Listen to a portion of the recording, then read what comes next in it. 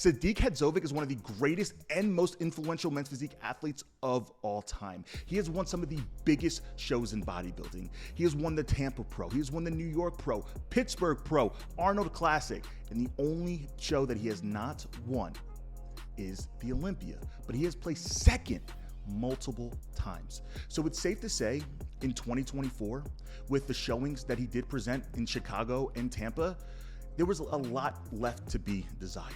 A lot of people are asking, will Sadik be able to find the success that he had early in his career in today's modern day and age of bodybuilding?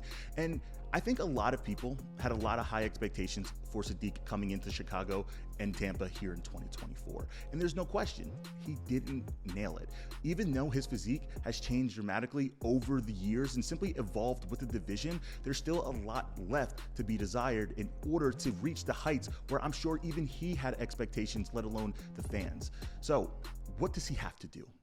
He has to stop prioritizing the weight cap and prioritizing the look, right? That is the main thing. I think that's really what messed him up going into Chicago.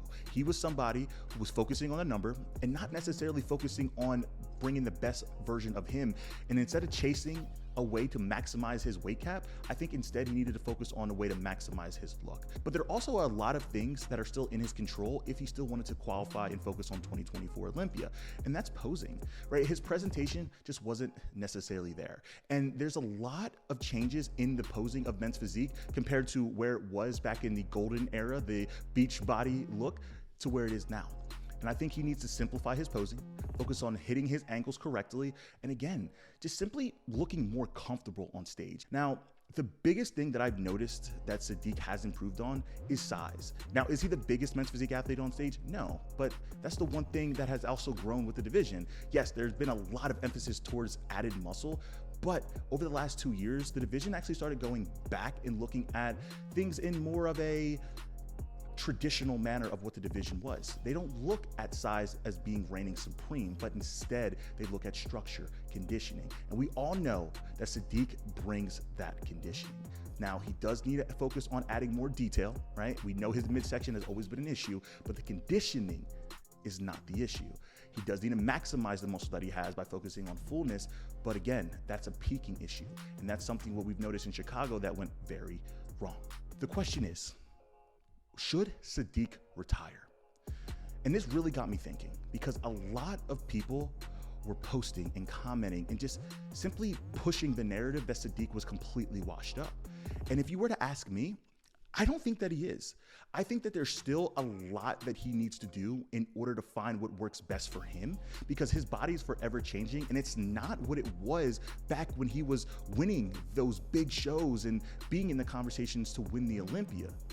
But I do think he needs to humble himself and make sure that he's willing to digest all of that information, whether it's from the judges, whether it's from his coaches, even from some of the fans, to make sure that he is trying or making sure that he is simply not being stuck in the old ways. Sadik has nothing to prove to anybody. He has done what most people in their careers will never be able to do. And because of that, if Sadik does continue to compete, we hope that it's simply for the fact that it's him wanting to continue to build on a legacy that is already cemented in history.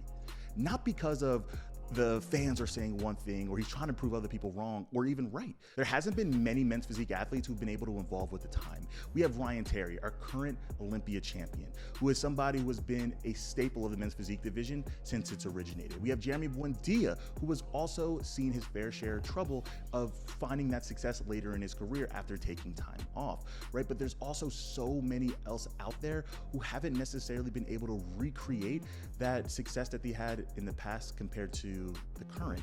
I see a lot of people pointing fingers at his coach for why he might not be successful in the 2024 season. Now, I don't know what the exact reason is, but one thing that I do know, you can't discredit or discount all of the success that he had with his same coach since he has started competing in the men's physique division.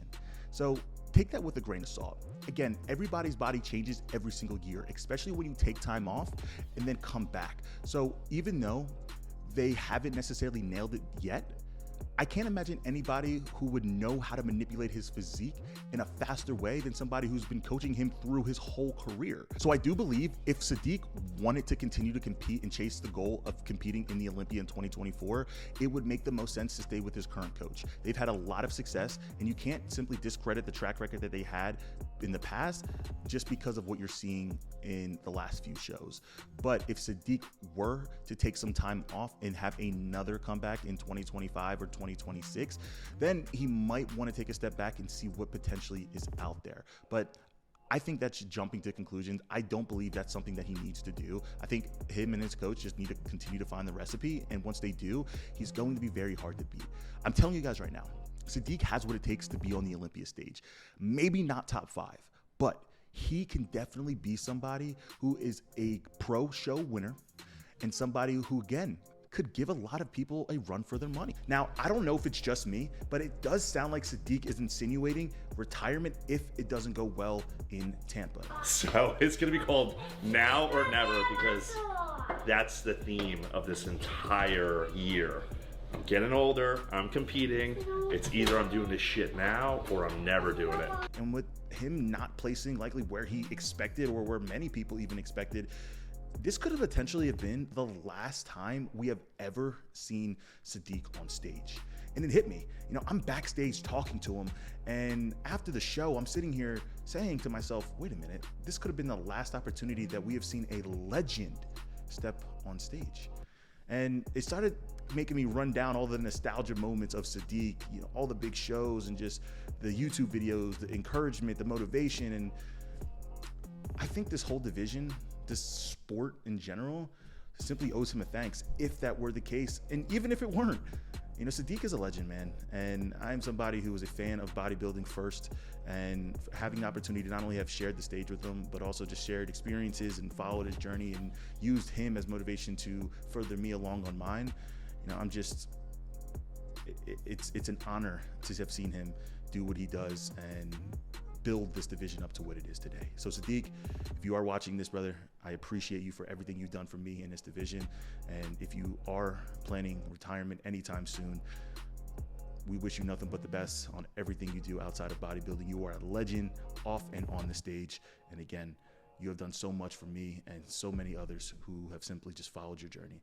So with that being said, guys, I appreciate you. I love you guys, and I will see you guys in the next video.